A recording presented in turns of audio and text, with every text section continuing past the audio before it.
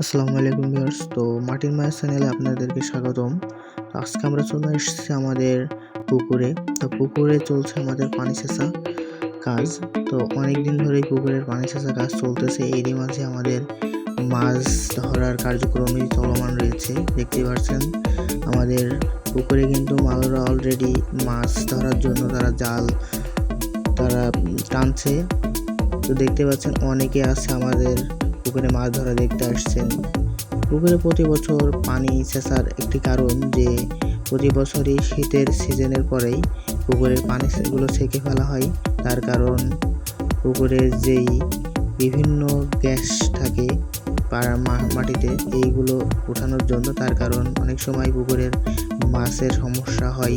তো প্রতি বছর এটা যারা পুকুরে মাছ চাষ করে তারাই বুঝতে পারবে যে কেন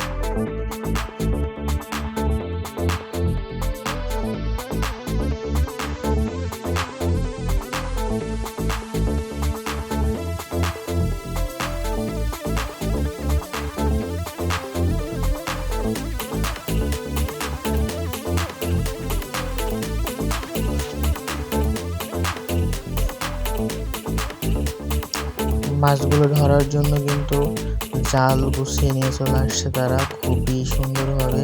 দেখতে পাচ্ছেন অনেকেই। তো সাথেই থাকুন আমাদের, আমরা প্রসেসিংটা পুরো দেখাবো মাছ ধরবে কীভাবে। তো অনেকেই জানেন না, অনেকেই শহর অঞ্চলে থাকেন, বিভিন্ন এলাকায় থাকেন, বাইরের দেশে থাকেন। অনেকেই জানতে চান আমাদের কাছে যে আসলে মাছ ধরে কীভাবে, ধরার প্রসেসিংটা কী। আজকে সরাসরি আমরা দেখাচ্ছি আমাদের পুকুরের মাছগুলো ধরার প্রসেসিংটা। দেখতে পাচ্ছেন অনেকে মাছ নেওয়ার জন্য তারা কিন্তু দাঁড়িয়ে আছে আমাদের পুকুরে কিনারাতে।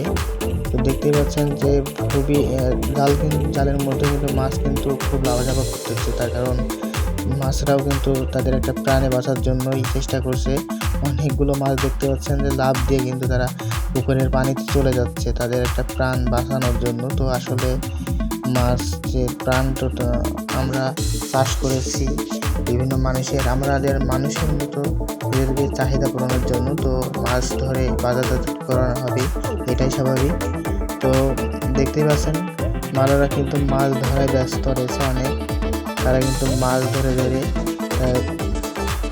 হাঁড়ির মধ্যে রাখছে। হাঁড়ির মধ্যে রাখার একটি উদ্দেশ্য, আমাদের যে গাড়িটা রেডি করা আছে সেই গাড়ির মধ্যে যেই গ্যাস সিলিন্ডার আছে ওইটার মাধ্যমে আমরা বাজারজাত করব। তো ওর মধ্যে রাখার জন্য আর কি হাঁড়িতে ভরা হচ্ছে। তো আপনারা দেখতে পাচ্ছেন অনেক বড় বড় মাছ, বিভিন্ন জাতের মাছ এখানে আছে। তো আমরা অনেকে শেষ করতে পারবো না যে কতগুলো মাছের জাত আছে। তো আমরা এখানে কিছু মাছ আছে যেগুলো বাটা, রুই, সিলভার কাপ, ঠিক আছে, এই ধরনের মাছ বেশিরভাগ আছে। তো কাতলা মাছ, এই বড় বড় ধরনের এই মাছগুলো আছে। তো আপনারা দেখতে পাচ্ছেন তারা কিন্তু খুবই ব্যস্ততার সহিতে মাছগুলো ধরছে এবং মাছ ধরার প্রসেসিংগুলো অনেকেই দেখছে পুকুরের পাশে দাঁড়িয়ে। আপনারা দেখতেই পাচ্ছেন। তো আপনাদের দেখানোর জন্যই মূলত ভিডিওটা করা। তো সবাই পাশে থাকবেন এবং সাপোর্ট করবেন আমাদের এই চ্যানেলে নিত্য নতুন ভিডিও আসবে। অবশ্যই আপনারা সাথেই থাকবেন এবং সাবস্ক্রাইব করবেন, ফলো করবেন। আমাদের যে যেখান থেকে ভিডিওটা দেখছেন কেমন হয় আমাদের ভিডিওগুলো সবাই জানাবেন ইনশাল্লাহ।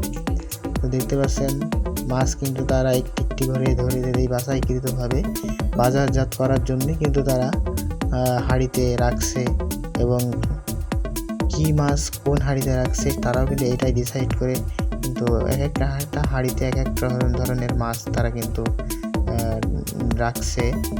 আপনারা দেখতে পাচ্ছেন।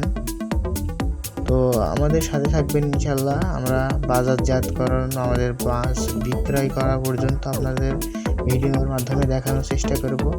তো আমরা অনেক কষ্ট করে কিন্তু ভিডিওগুলো করছি ইনশাল্লাহ। দেখতে পাচ্ছেন আমাদের একটা ভাই, আমার মিয়া ভাই, সে কিন্তু গলদা চিংড়ি ধরেছে, সর্বোচ্চ বড় সাইজের গলদা চিংড়ি আমাদের এই পুকুরে। তো এটাও কিন্তু আমাদের বাজারজাত করার জন্য আমরা ধরছি ইনশাল্লাহ। তো বাজারজাত করা পর্যন্ত আপনাদের সাথে থাকবেন। কিভাবে আমরা কোন বাজারে নিয়ে যাব সেটাও কিন্তু আমরা জানি না, অবশ্য আমরা জানাবো আপনাদের কোন বাজারে নিয়ে যাব, কীভাবে বিক্রি করব, কোন প্রসেসিং। তো সাথে থাকবেন আমাদের। তো প্রায় আমাদের মাছ ধরা শেষের পর্যায়ে, কিন্তু এখন মাছগুলো সব গাড়ির মধ্যে রাখা চলমান রয়েছে, এবং বিভিন্ন যারা মাছ নিতে আসে তাদেরকে মাছ দেওয়া হচ্ছে, এবং পুকুর থেকেও মাছ অনেকে সময় বিক্রি করা হয়। আশপাশে যারা পাড়া প্রতিবেশী থাকে তাদের কাছে দেওয়া হয় ইনশাল্লাহ। তো ভিউয়ার্স দেখতে পাচ্ছেন আমাদের মাছ কিন্তু শেষ পর্যায়ে একেবারে চলে এসেছে। এখন আমরা মাছগুলো বাজারজাতকরণ প্রক্রিয়াটি দেখাবো ইনশাল্লাহ নেক্সট ভিডিওতে। তো অবশ্যই আমাদের সাথেই থাকবেন মাটির মায়া চ্যানেলের সাথে। তো সাবস্ক্রাইব করে ফলো করে আমাদের সাথে থাকবেন, যে যেখান থেকে দেখছেন দেশ বিদেশ থেকে আমাদের সাথে থাকবেন। আমরা নেক্সট ভিডিওতে দেখাবো ইনশাল্লাহ। তো এই চ্যানেলেই দেওয়া হবে ভিডিও। তো আপনারা সবাই সাথেই থাকবেন। ধন্যবাদ সবাইকে।